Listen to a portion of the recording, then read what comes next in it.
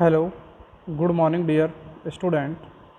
I am Fulsing Yogi from Sri Digambar Engineer and Sri Digambar Institute of Technology, Dausa in Civil Engineering Department. आज ये video water resource engineering subject का पहला video है जिसमें आप irrigation से संबंधित पढ़ेंगे। यदि आप इरिगेशन की इंट्रोडक्शन की बात करें कि इरिगेशन क्या होता है, इसका यूज़ कहाँ पर होता है, इस सब्जेक्ट का क्यों सिविल इंजीनियरिंग में पढ़ाया जाता है, तो आप फर्स्ट ऑफ ऑल बात करेंगे कि इंट्रोडक्शन ऑफ इरिगेशन। जैसे कि आपने देखा हो जो सिंचाई वगैरह करते हैं खेतों की, ठीक है, तो वो एक आर्टिफिशियली अपन को इरिगेशन करनी होती है, पानी देना होता है, वाटर की सप्लाई करते हैं क्रॉप्स के अंदर, तो वो इरिगेशन के अंदर आता है आपका। तो इसका इंट्रोडक्शन में आपको फर्स्ट ये है, irrigation is the artificial application of water to the land और सॉइल, यानी कि जो कृत्रिम रूप से आप वाटर सप्लाई करते हैं सॉइल के अंदर, लैंड्स के अंदर, वो आपका इरिगेशन होता है, सिंचाई होते हैं। It is use assist in growing of agriculture crops, maintenance of the landscape and revegetation of disturb soil in dry areas and during period of inadequate rainfall। यानी जब एग्रीकल्चरल क्रॉप्स जो होती है, आपकी फसल जो होती है, उसके लिए जब आप अपर्याप्त रेनफॉल होता है, बारिश कम क्वांटिटी में या कम मात्रा में वाटर सप्लाई होती है इरिगेशन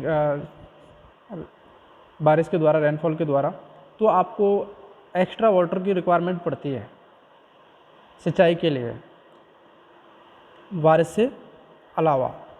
तो वो जो एक्स्ट्रा वाटर सप्लाई किया जाता है इरिगेशन के लिए, वो इरिगेशन कहलाता है, वो इरिगेशन कहलाता है। वैसे इरिगेशन के अंदर ही रेनफॉल आता है, लेकिन आर्टिफिशियली आप जो इरिगेशन कर रहे हैं, वाटर सप्लाई कर रहे हैं, वो इरिगेशन से संबंधित होता है और उसके बारे में डिटेल से आप पढ़ेंगे आगे। कौन कौन से मेथड्स हैं जिनके द्वारा आपको इरिगेशन या सिंचाई की जाती है, क्या क्या बेनिफिट्स हैं, क्या क्या डिसएडवांटेज हैं।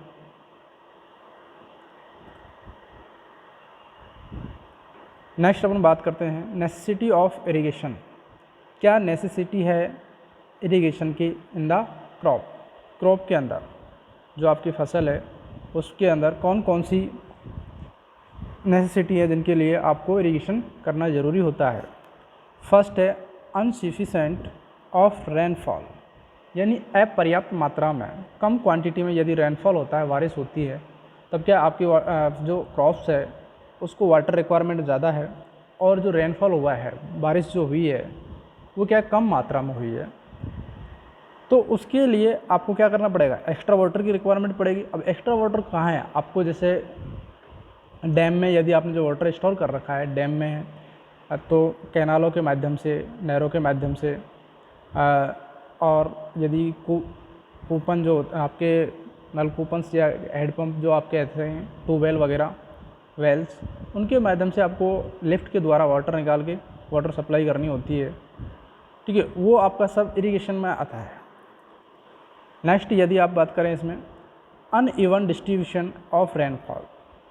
अनइवन यानी कई इलाकों में क्या बारिश तो होती है, लेकिन कई जगह पर बारिश जो डिस्ट्रीब्यूशन है वो कम है, कहीं पर ज़्यादा है, कहीं पर कम है, तो उसके लिए भी आपको इरिगेशन की रिक्वायरमेंट पड़ती है, नेसेसिटी होती है, क्योंकि कई जगह ऐसी होती है जहाँ पर बारिश ज़्यादा हो गई तो वहाँ की जो क्रॉप्स है उसकी जो ग्रोथ है वो ज़्यादा होगी, और यदि कहीं ऐसी जगह है जहाँ पर इरिगेशन नहीं हो रहा है, बारिश नहीं हुई है, रेनफॉल नहीं हुआ है, तो वहाँ पर आपको इरिगेशन की रिक्वायरमेंट पड़ेगी, वाटर की रिक्वायरमेंट पड़ेगी उस क्रॉप्स के लिए, तब भी आपको इरिगेशन की रिक्वायरमेंट होती है, नेसेसिटी होती है। नेक्स्ट है improvement of the perennial crops, कि बहुत सी फसल ऐसी है जो आपको वार्षिक उनका ड्यूरेशन होता है, वेस्ट पीरियड होता है, उनका क्रॉप पीरियड होता है, तो उसके लिए आपको पानी हमेशा चाहिए, पूरी पेरिनियल चाहिए, पूरी ईयर चाहिए उसको, जो वेस्ट पीरियड है उसके ड्यूरेशन के अंदर, क्रॉप पीरियड के अंदर। तो ऐसा तो है नहीं कि पूरी साल बारिश होती है, पूरे वर्ष में बारिश नहीं होती, उसका बारिश का ड्यूरेशन होता है, उस टाइम पे बारिश होगी, 4 महीने का रेन सीज़न होता है, उसके अंदर ही वाटर सप्लाई होती है इरिगेशन रेनफॉल के माध्यम से। तो आपको जो एक्स्ट्रा ड्यूरेशन है, टाइम पीरियड है, उसके लिए आपको एक्स्ट्रा वाटर की रिक्वायरमेंट होती है, तो वो पेरिनियल क्रॉप्स के लिए होती है। तो जो आप वाटर सप्लाई करते हैं क्रॉप्स के लिए उसको, एक्स्ट्रा वाले को, तो वो भी, उसके लिए भी आपको इरिगेशन की रिक्वायरमेंट होती है। नेक्स्ट है development of agriculture in disaster area, कि जहाँ पर सूखे वाला क्षेत्र की बात करें आप, जो बहुत सी जगह ऐसी होती है जहाँ पर सूखा पड़ा होता है, तो उसमें आपको एग्रीकल्चर, आपकी जो कृषि है उसका डेवलपमेंट करने के लिए भी आपको इरिगेशन की रिक्वायरमेंट होती है, नेसेसिटी होती है।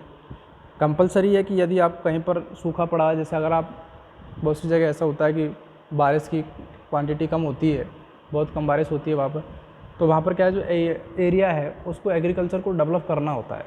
तो उसको डेवलप करने के लिए क्या करेंगे, आपको वहाँ पानी की जो रिक्वायरमेंट होती है, वाटर की रिक्वायरमेंट होती है, तो उसके माध्यम से आप क्या कर सकते हैं, क्रॉप्स को इरिगेशन कर सकते हैं। तो वो क्या, आपकी जो फसल है वो डेवलप हो जाती है। आपने देखा होगा कि कई सिंचाई योजनाएं होती हैं जिनके माध्यम से एक जगह वाटर स्टोर किया जाता है, जहाँ पर बारिश ज़्यादा होती है वहाँ पर वाटर को स्टोर कर लिया जाता है, और नहरों के द्वारा, नदियों के द्वारा उस वाटर को ट्रांसफ़र करके जहाँ पर बारिश नहीं होती है, डिजास्टर एरिया होते हैं, तो वहाँ पर उनको सप्लाई की जाती है।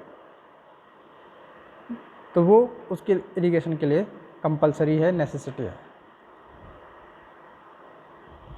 नेक्स्ट आप बात करें बेनिफिट ऑफ इरिगेशन, कि इरिगेशन के क्या क्या बेनिफिट हैं, इरिगेशन के क्या क्या बेनिफिट हैं, क्यों इरिगेशन की जाती है। यदि आप सिविल इंजीनियरिंग की बात करें तो इरिगेशन अपना डिपार्टमेंट होता है WRD, water resource engineering subject उससे रिलेटेड है। उसमें यही आपको बताया जाता है कि आपको कौन सी फसल है और उसके लिए कितने वाटर की रिक्वायरमेंट है, और किस तरीके से आप उसे डिस्चार्ज को ट्रांसफ़र करेंगे इरिगेशन के लिए। तो बेनिफिट ऑफ इरिगेशन क्या है? First, increase in crop yield. यदि कोई क्रॉप है तो आपको यील्डिंग पॉइंट उसका बढ़ाना है, उसकी क्वांटिटी बढ़ानी है, तो ठीक है, तो उसके लिए भी आपको इरिगेशन ज़रूरी है। या आपने देखा होगा कि यदि किसी क्रॉप्स है उसको वाटर रिक्वायरमेंट ज़्यादा है, और कई बार ऐसा होता है कि रेनफॉल कम होता है, बारिश कम होती है, या फिर आर्टिफिशियली आप वाटर सप्लाई नहीं दे पाते हैं, तो जो आपकी फसल है वो यील्ड पॉइंट तक नहीं पहुंच पाती है, उसकी जो क्वांटिटी है, क्वालिटी है, वो डिक्रीज़ हो जाती है। और यदि पर्याप्त मात्रा में है, सफिशेंट मात्रा में यदि वाटर सप्लाई कर रहे हैं आप, तो वो क्वांटिटी और क्वालिटी दोनों ही अच्छे होते हैं। नेक्स्ट है प्रोटेक्शन फ्रॉम फार्मिंग। जो आप फसल पैदा कर रहे हैं उसकी जो प्रोटेक्शन है वो भी क्या होती है, अच्छी करने के लिए अभी आपको इरिगेशन की रिक्वायरमेंट होती है। नेक्स्ट है cultivation of superior crop. Cultivation के लिए भी आपको, जो आपकी क्रॉप्स है आपके उसकी कल्टीवेशन कर रहे हैं, जुताई वगैरह कर रहे हैं, ठीक है, वाटर, तो उसके लिए भी आपको वाटर की रिक्वायरमेंट होती है, इरिगेशन की रिक्वायरमेंट होती है। क्योंकि आपको पता है, यदि आपने देखा हो खेतों के अंदर यदि बारिश सीज़न नहीं होता है, तो अगर आप जुताई करते हैं खेत की, तो बड़े बड़े एक मोटी क्वांटिटी के आपकी जो सॉइल है बारीक में नहीं टूटकर एक मोटे मोटे टीलों के रूप में टूटती है, यानी कि जैसे बड़ी साइज़ के वो होते हैं, उनके पार्टिकल्स बन जाते हैं उनके मिट्टी के। नेक्स्ट है एलिमिनेशन ऑफ मिक्स्ड क्रॉप। यदि आपको एक साथ एक से अधिक फसल की एक साथ एक ड्यूरेशन में एक से अधिक फसल की ग्रोथ करनी है, उगानी है, यानी मिक्स्ड क्रॉप बोलते हैं उसे। मिक्स्ड क्रॉप का मतलब है कि एक ही ड्यूरेशन में, क्रॉप पीरियड अगर एक ही है, थोड़ा बहुत वेरिएशन डाल के उसी में 2 क्रॉप्स एक साथ उगाई जाए, ठीक है, ग्रोथ की जाए 2 क्रॉप्सों की, 2 फसलों की, तो वो मिक्स क्रॉप होता है। यदि वो आपको एलिमिनेट करनी है, 2 फसल एक साथ उगानी है, आपको पैदा करनी है, तो उसके लिए भी आपको इरिगेशन की रिक्वायरमेंट होती है। यदि आपने देखा कि अलग अलग फसल है, उनको तो 2 या 3 फसल आपने एक साथ बोए हैं, तो उनके लिए वाटर की ज़्यादा रिक्वायरमेंट होती है, ठीक है। तो अब आपको ऐसा है नहीं है कि आपको जो आपका रेनफॉल है वो उनको जितना वाटर की रिक्वायरमेंट थी उतना ही वो वाटर दे, तो उसके लिए क्या है, आपको एक्स्ट्रा वाटर चाहिए। वो एक्स्ट्रा वाटर की जो आप आर्टिफिशियली सप्लाई जो करते हैं, वो इरिगेशन के माध्यम से कर सकते हैं। तो ये बेनिफिट है कि अगर आप इरिगेशन कर रहे हैं तो आप एक से ज़्यादा फसल उगा सकते हैं एक जगह। नेक्स्ट है इकोनॉमिक डेवलपमेंट। आपकी इकोनॉमी यदि आपको डेवलप करनी है, किसकी, क्रॉप के माध्यम से, तब भी आपको इरिगेशन की रिक्वायरमेंट होती है। जैसे मैं आपको बताया था कि यदि कोई क्रॉप्स है और यदि आप इरिगेशन करके उसे क्रॉप्स को उपज में पैदा कर रहे हैं आप, तो उसकी क्या है, क्वांटिटी और क्वालिटी दोनों ही अच्छी होगी। यदि आप इरिगेशन नहीं कर रहे हैं तो क्वालिटी और क्वांटिटी दोनों क्या होगी, कम हो जाएगी, तो आपका इकोनॉमिक डेवलपमेंट नहीं हो पाएगा। आप ये कह सकते हैं इकोनॉमी कम हो गई। नेक्स्ट यदि बात करें आप हाइड्रो पावर जनरेशन, यदि इरिगेशन के माध्यम से यदि वाटर आपके पास है तो हाइड्रो पावर भी आप जनरेट कर सकते हैं, ठीक है। आपने देखा हो कि कई पावर प्लांट होते हैं, जिसको यदि नहर वगैरह होती है, कैनाल वगैरह होते हैं, उन पर पावर प्लांट लगा देते हैं वाटर सप्लाई करने के लिए, और डबल काम में जाता है, इरिगेशन के काम में भी आता है और इलेक्ट्रिसिटी जनरेट करने के काम में आता है, ठीक है।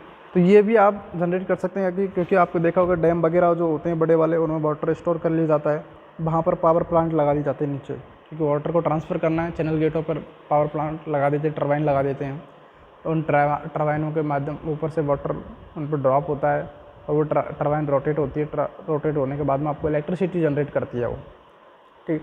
तो ये इरिगेशन के लिए आपने वाटर स्टोर किया, लेकिन इरिगेशन का काम कर रहे हैं, उसके बाद पहले आपने हाइड्रो पावर जनरेट कर लिया उससे, तो ये भी बेनिफिट होता है इरिगेशन का। Domestic and industrial water supply, यदि आप इरिगेशन की कहें, सिंचाई की बात करें, तो वो डोमेस्टिक और इंडस्ट्रियल, डोमेस्टिक की बात करें आप, अपने जो घर खर्च का जो वाटर होता है, वाटर सप्लाई होती है, वो भी इरिगेशन के अंदर आता है।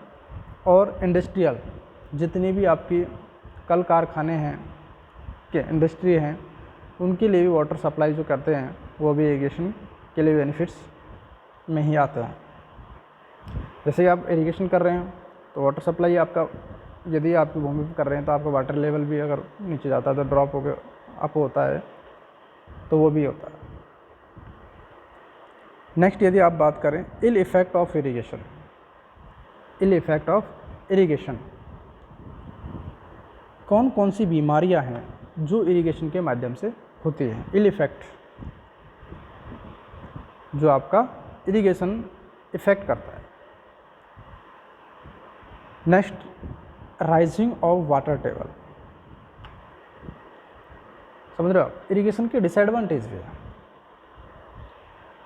यदि आप इल इफेक्ट की बात करें, बीमारी जो होती है, तो इसमें पहला पॉइंट बताया राइजिंग ऑफ वाटर टेबल। जैसे मैंने आपको पहले बताया था कि इरिगेशन करेंगे तो वो वाटर टेबल अप हो जाएगी। जैसे अगर आप हर जगह पर सिंचाई कर रहे हैं, प्रत्येक क्षेत्र के अंदर, एरिया के अंदर आप अगर वाटर सप्लाई कर रहे हैं, और उस वाटर सप्लाई से आपका जो वाटर है वो सीज होकर नीचे कैपिलरी द्वारा या फिर पर्कुलेशन द्वारा नीचे जाता है, और जिससे क्या है कि आपकी जो वाटर टेबल होती है नीचे वाली ग्राउंड वाटर टेबल, वो क्या ऊपर आ जाती है, राइजिंग हो जाती है, ऊपर हो जाती है। अब आपको पता है कि लीचिंग प्रॉब्लम हो जाएगी, वाटर टेबल ऊपर है, वाटर नीचे नहीं जा रहा है, तो इस जो एरिया है वहाँ पर वाटर का जो एटमॉस्फेयर है वो चिपचिपा सा हो जाता है एक तरीके से। यदि आप ये कहें कि वहाँ का जो क्लाइमेट कंडीशन है वो चेंज हो जाता है, जिससे क्या है कि बहुत सारे डिसीज़ पैदा होते हैं, बीमारियाँ उत्पन्न होती हैं, ठीक है। तो ये पहला इल इफेक्ट्स है इरिगेशन का, कि वहाँ के वाटर टेबल राइज हो जाती है, जिसकी वजह से क्या है कि वाटर नीचे नहीं जा पाता है। यदि अर्थ सरफेस से वाटर है तो वो क्या है, ऊपर ही भरा रहेगा, नीचे नहीं जाएगा, क्योंकि वाटर टेबल ऊपर तक आ गई है। तो इस वजह से बहुत सारी बीमारियाँ, डिसीज़ पैदा होते हैं। नेक्स्ट है फॉर्मेशन ऑफ मार्शल लैंड्स, जो मैंने अभी बताया था आपको कि ये मार्शल लैंड फॉर्म करता है, ठीक है। लिचलिचा सा टाइप का एक तरीके से आप जो आपकी ज़मीन है वो हो जाती है दलदली टाइप से, अगर आपको पता नहीं चलता है कि कहाँ गीला है क्या है, इस तरीके से होता है वो, और वहाँ पर क्या है कि फसल पैदा नहीं कर सकते आप। डैम्पनेस इन वेदर, जो आपका वेदर है वो क्या हो जाएगा, डैम्पनेस हो जाएगा। और नेक्स्ट पॉइंट है इसमें लॉसेज ऑफ वैल्यूएबल लैंड्स, जो आपके लैंड्स की जो वैल्यूएबल है वो क्या हो गया, लॉस हो जाएगी। यानी कि ओवर इरिगेशन के बहुत सारे डिसएडवांटेज होते हैं। जैसे आपने देखे कि आप अगर ओवर इरिगेशन कर रहे हैं तो आपका इल इफेक्ट भी ये होता है कि आपके जो क्रॉप्स है उसको ख़राब कर देते हैं। ओवर इरिगेशन यानी रिक्वायरमेंट से ज़्यादा अगर आप वाटर सप्लाई कर रहे हैं तो आपकी जो क्रॉप्स है उसको नष्ट करने लग जाता है, और आपकी जो यील्डिंग जो फसल थी वो घट जाती है, उसकी क्वांटिटी और क्वालिटी दोनों ही घट जाती है। तो ये भी होता है।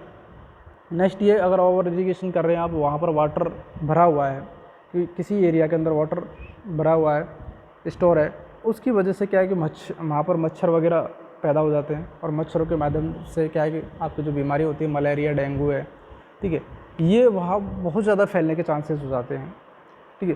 तो उसके लिए भी ये डिसएडवांटेज के अंदर आता है, इल इफेक्ट के अंदर आता है। एक तरीके से आप कह सकते हैं कि ओवर इरिगेशन, इससे वाटर वगैरह स्टोर होता है तो वो वहाँ पर मच्छर पैदा होने की वजह से मलेरिया और डेंगू जैसी बीमारियाँ पैदा करता है। तो डियर स्टूडेंट, इससे आगे आप नेक्स्ट पार्ट में डिस्कस करेंगे। So thank you.